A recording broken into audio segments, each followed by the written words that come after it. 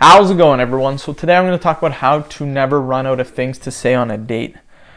So before I get started, please subscribe to my channel if you guys haven't already. I do appreciate the support. It helps my channel grow. Also, if you're interested in online personal training from me, simply comment below in the comment section. I will get back to you guys with more details. So in this video, I will go over with you how to never run out of things to say on a date.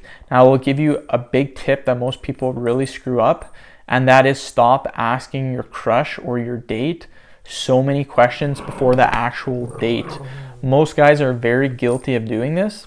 So what will happen is they will text their date nonstop, questions about her past and her childhood and other personal questions. They will text for a long time.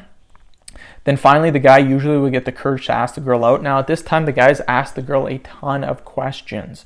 So now comes time for the date, and the guy's fresh out of questions to ask the girl. In my opinion, a date should be used to get to know the girl more. It's supposed to be fun too, but it should be to where you get to know her more. You don't want to ask her all the questions through text, then have nothing to say on the date. Trust me about this. Leave some questions for the day and you will never run out of things to say.